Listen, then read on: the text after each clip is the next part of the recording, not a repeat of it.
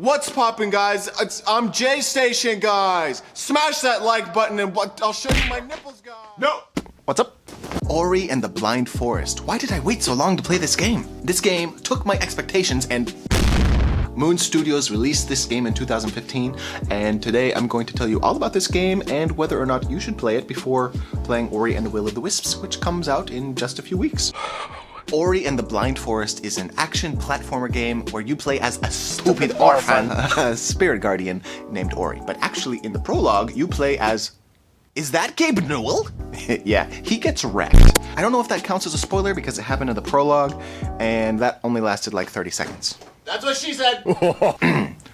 Please type F in the chat to pay respect to the big fella.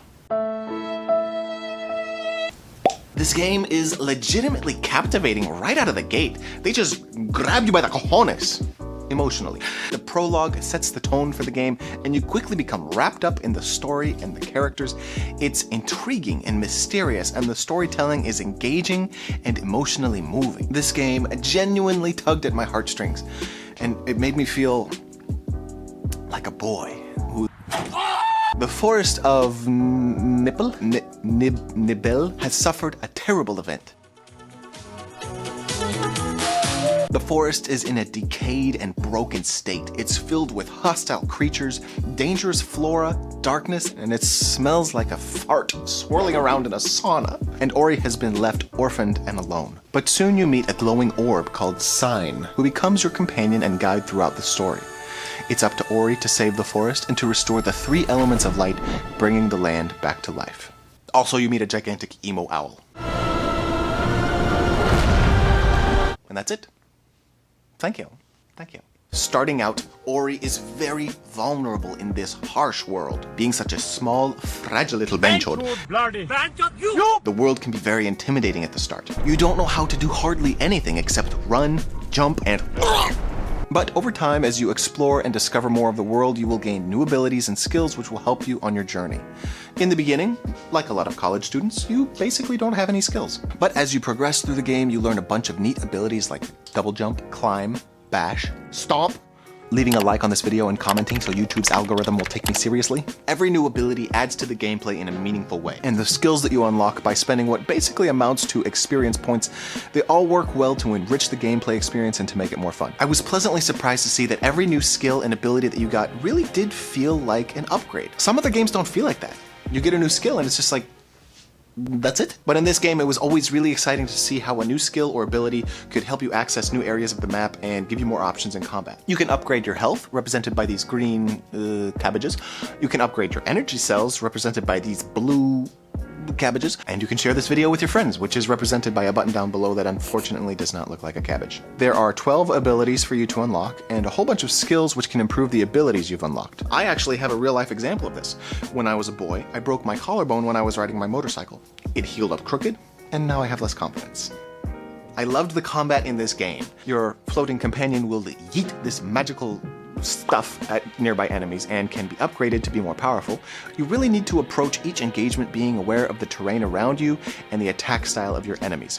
Fights could be quite challenging, and I died a freaking 1,000 times. Luckily, you can make checkpoints almost anywhere in the game using your energy cells, and respawning is super fast. And also, to the game's credit, button mashing doesn't work. So don't try it. When you get some of the more advanced abilities, you can become quite the formidable little guy. But you still have to actually think during combat about how best to deal with the enemies. Overall, the combat was really fun and never felt grindy or tedious. There are several types of enemies, including stompers, mini emo owls, several varieties of slime, rammers, and famous YouTubers. But by the end of the game, I was kind of tired of seeing the same creatures over and over. I feel like the game could have used a few more types of baddies to fight, and I also wish that the game had a boss fight or two. It doesn't have any bosses. Give me some bosses to fight. Although there are a few times when you get locked in a room with some enemies and you have to clear out all the enemies before you can get out of the room. Those were fun, but not as exciting as a boss fight would have been. Please comment below if you've ever wanted to fight your boss. There are some moments of narration in the game that help to flesh out the story, and your companion will also speak to the story on occasion. They speak in this strange, mysterious language. It's like a combination of Dutch, ancient Mongolian, and Mexican.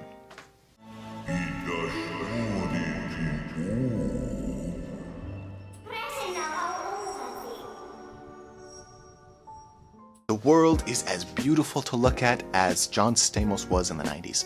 The art style is simply fantastic. Every location was a pleasure to look at, and the music breathed life into the world.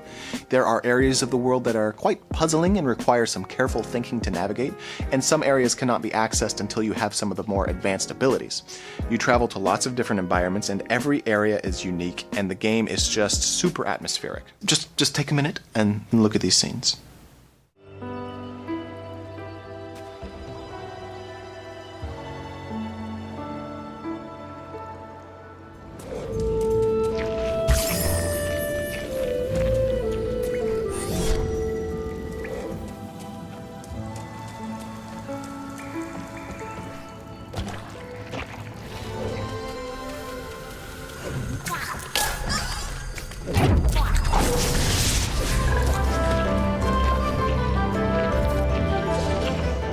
In conclusion, this is one of the finest action platformer games that has ever graced God's green flat earth. I enjoyed it from top to bottom, and I was hooked the entire time. The gameplay is great, and the world is friggin' nice.